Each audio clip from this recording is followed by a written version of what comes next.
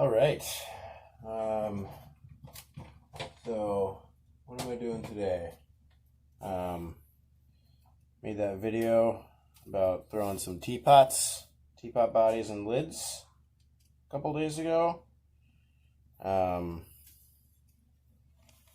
Today I'm going to be throwing a couple spouts, a couple handles. Keep in mind I make side handles, so I'll be throwing those, yeah. I haven't been on the wheel yet today, so we'll see how the first few go.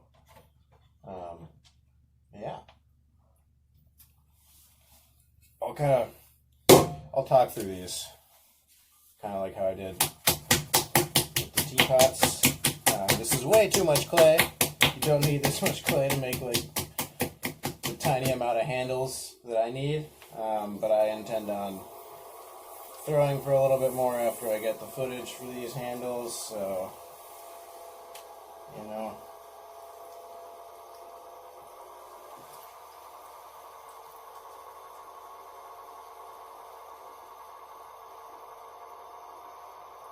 Coning up and down.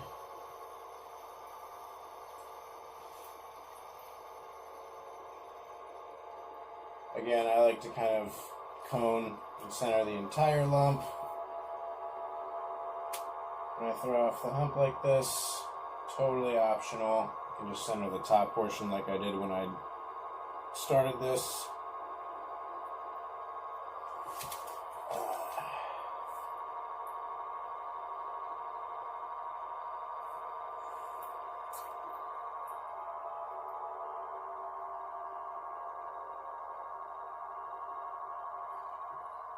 Now for folks that have not been doing this for super long, or like having trouble with coning and stuff, just remember that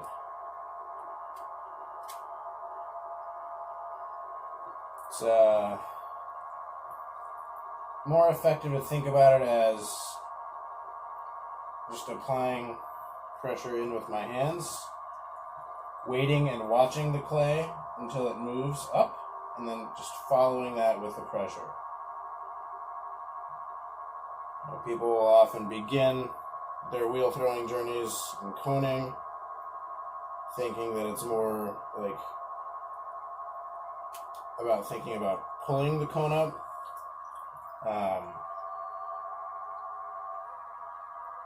And that's when you kind of get, you know, this kind of thing, where you accidentally tear off a chunk, right? So, just applying the pressure, watching the clay move up, following it with my hands, get to the top, push it to the side a little bit, let it kind of go down on its own, dome it so that central portion is the highest, and bring it back up, right? So if we start throwing some spouts and handles, thus far I've done T-bowls and I've done teapot bodies, and those start with a much larger top portion of the cone. Since spouts and handles are much smaller, obviously, we're going to start with a smaller piece at the top and open really tiny, right? Pull a nice skinny cylinder. It's a little bit uneven at the top, that's fine. Kind of pull things so that the walls are nice and even, and then get rid of any unevenness with a needle tool at the top, right? Press that rim.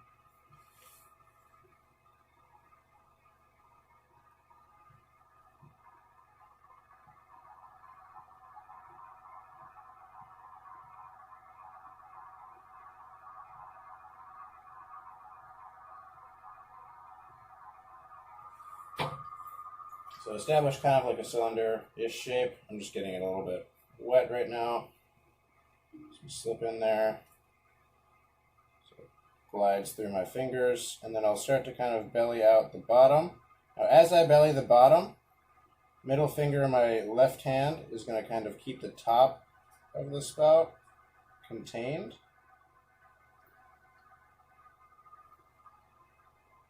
And then I'll kind of go in and collar it nice and slow.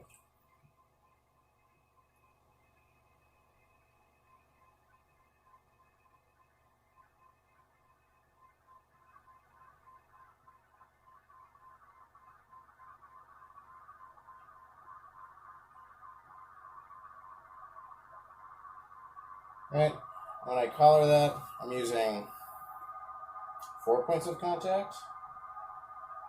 Really accurately 3. Using my right ring finger, my right thumb, my right index, and middle fingers together. I'm using those 3 points of contact. Here, back here, and here. And I just keep my right hand braced as it collars with my left hand. So my left hand's touching my right hand, right?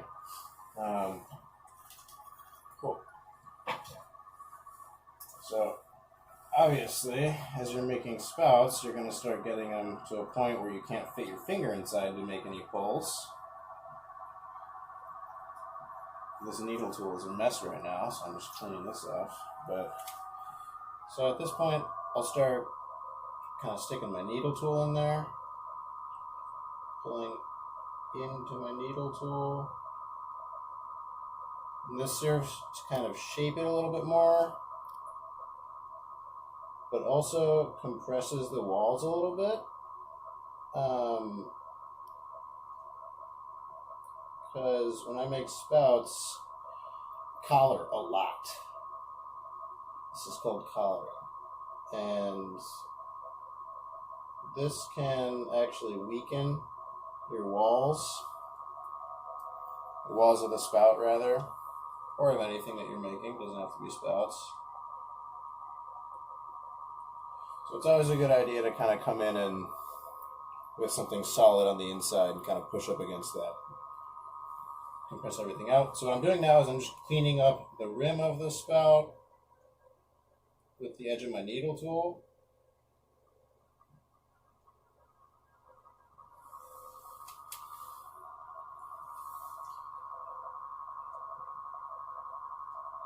Maybe I want to cut off the top and make sure it's nice and even one more time.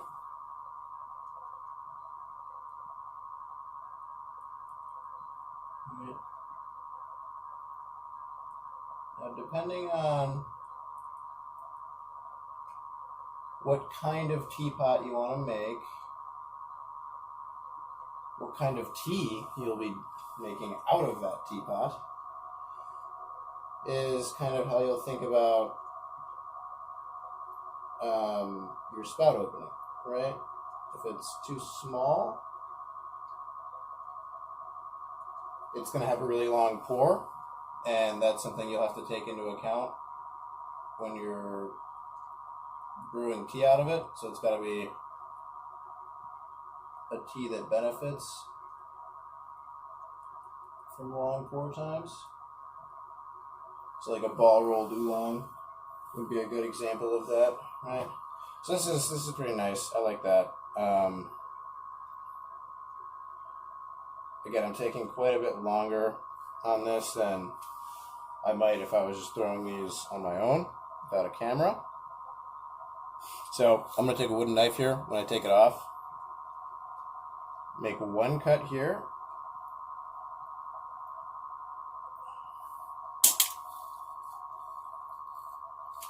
I don't know what that was. And then I'm going to make a second cut just in case things go kind of weird, right?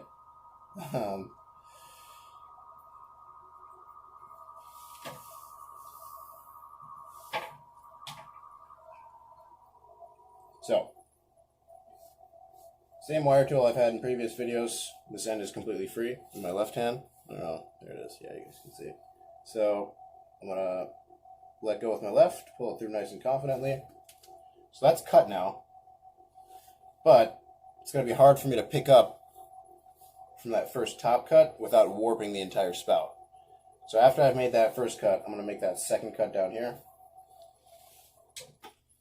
Pick it up from that bottom one, and that just lets me lift it off without warping the spout. Stick it on my wear board.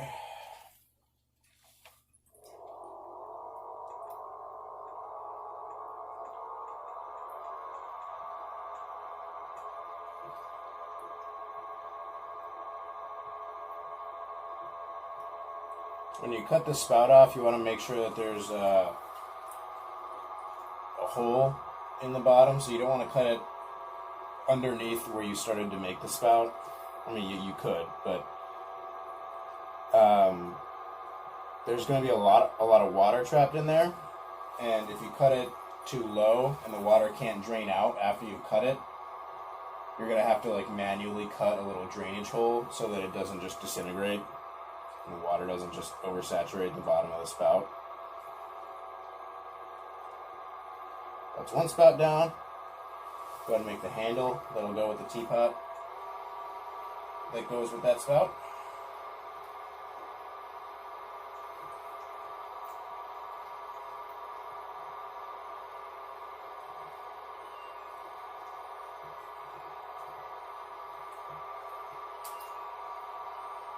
And the laundry's done. I don't know if you guys can hear that, but the laundry machine sings a song when it's done. It's kind of obnoxious.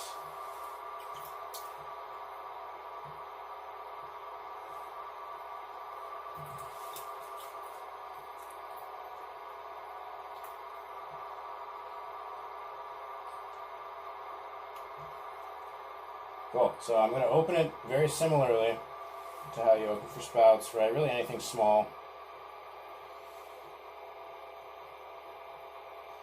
Might have opened it too low or gone down too low. That's okay.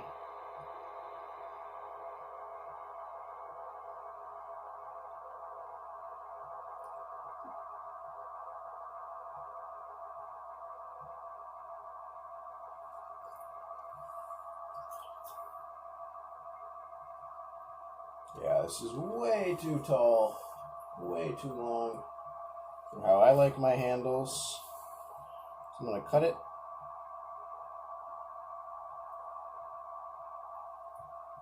Smooth out that cut. Slip on there.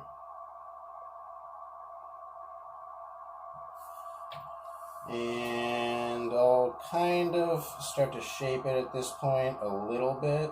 At least as far as like the width and stuff goes. Now I want the top of the handle where you grab to be bulbous so that it's easy to hold, right? But I want the bottom portion to be rather thin.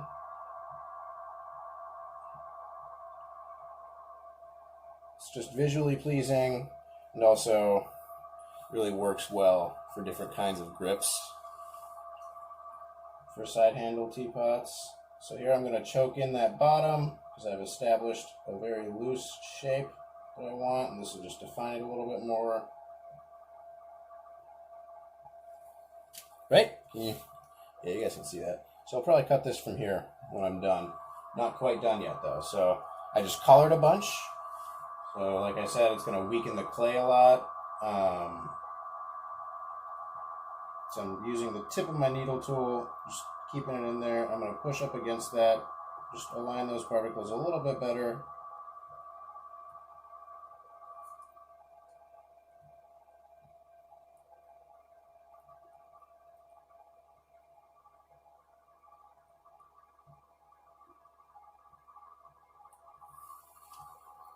Yeah, that's alright with me.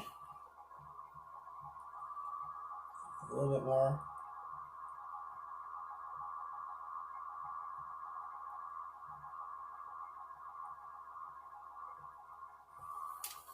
Yeah? So, wooden knife, base of the handle.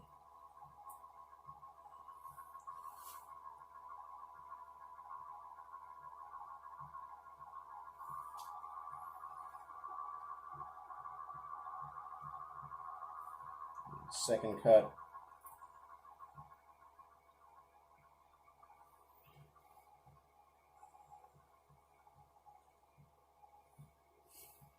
Now for this one, Actually, not going to make that first cut. Especially with handles, I really like to keep this bottom part intact, and I always screw it up.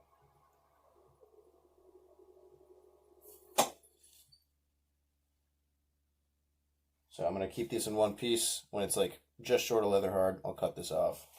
No big deal.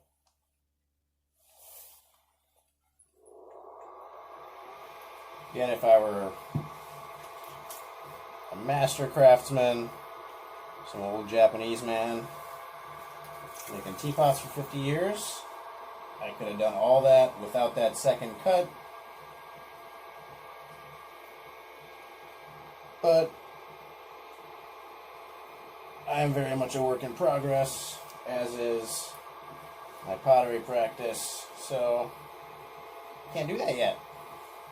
And that's alright.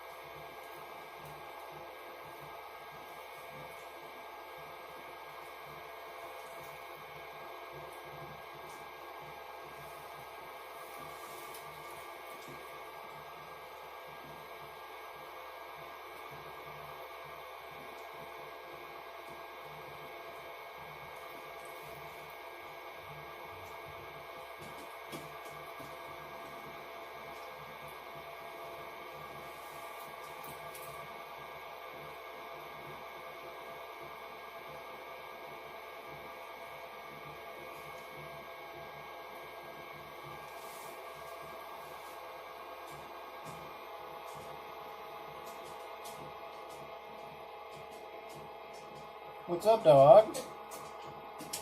How's it going? Sorry. My dog's coming to see what I'm up to. You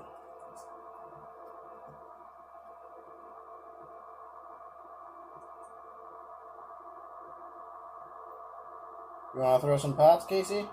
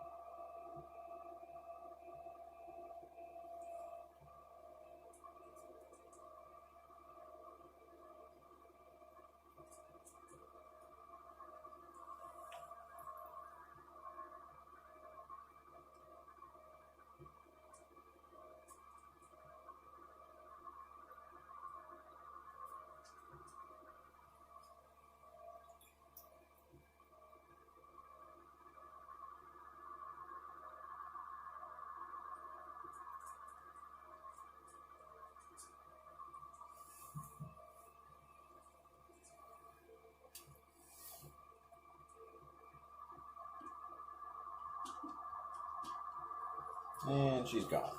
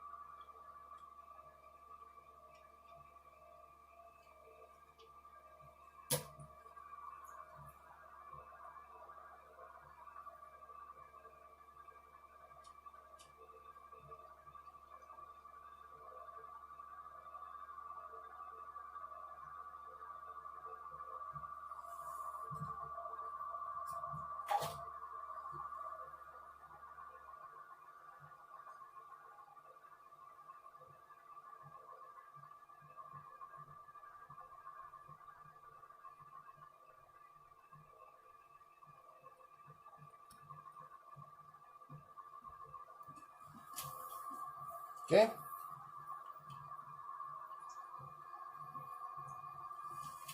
Spout number 2.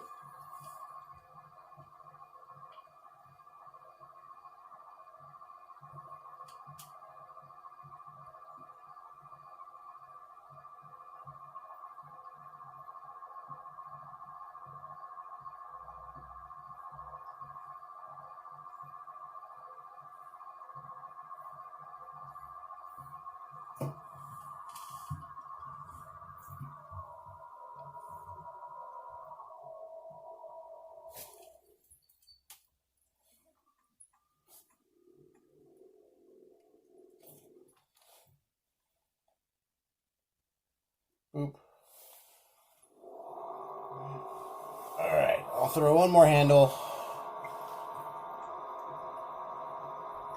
It's coming out to be a pretty long video. That's alright. Okay with that.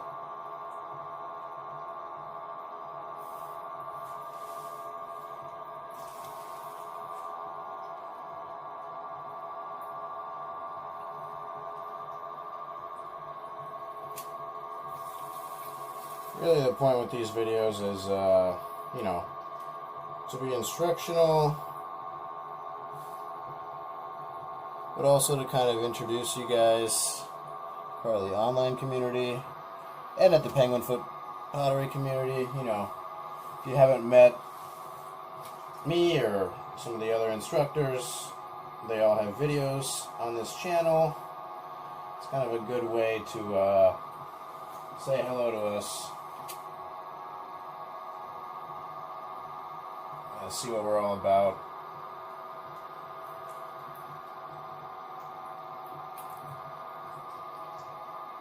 Collar it up, or cone it up, excuse me. Flatten out the top. Open. Went too far down again. I haven't thrown a teapot handle in a while, so kind of out of practice.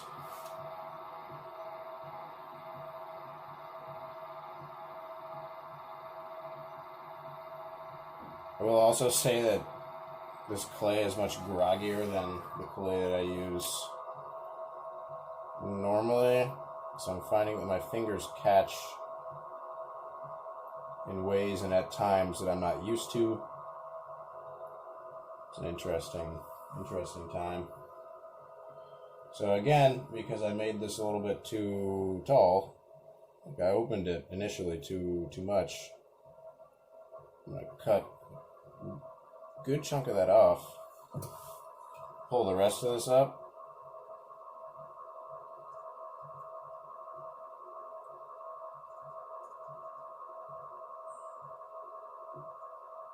now it's pretty evenly thick, however you want to look at it. I'll establish the shape that I want for my handle at the top. So at the top half of the handle, I'll kind of start to establish. Say I want it. I really like that kind of bell shape that I threw earlier. But let's say we want like the end of it rounded off a bit, kind of like this. Now I'm going to kind of start to choke the bottom. Even pressure, 3 points of contact-ish.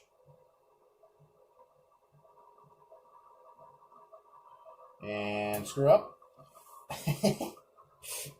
So I got it too thin, applied too much pressure at once, and that's what happens.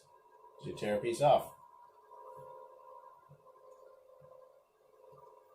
It's okay. Just keep on going. It's really good not to dwell on mistakes. Just acknowledge that you made them, why you made them, and try not to make them again. Easier said than done.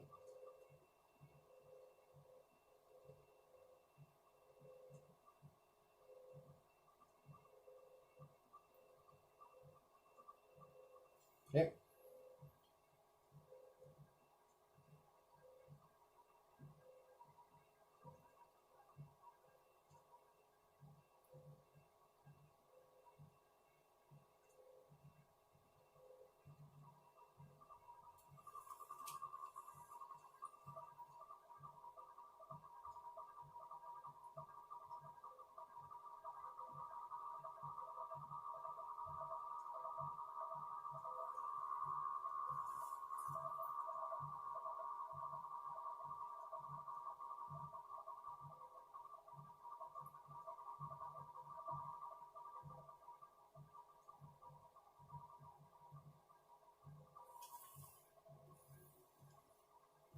Make it a little bit skinnier at the bottom, so I'm going to kind of pull into my needle tool, compress it before I choke it a little bit more.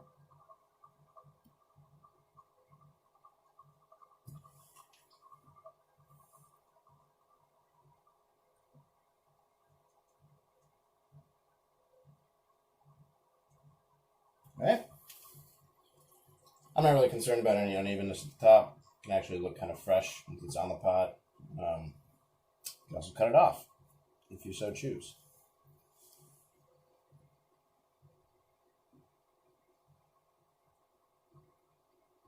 So right now I'm just defining a portion to make a cut from.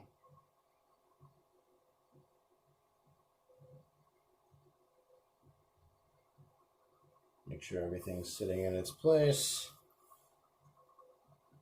Make your incision. Cut number 2. Wire tool through, pull through. All right. Pick her up, and you're done. My hands are covered in clay. Just get clay all over my phone. And on my face. Spouts, handle, spouts. And maybe I'll do an attachment video some other day. Thanks, folks.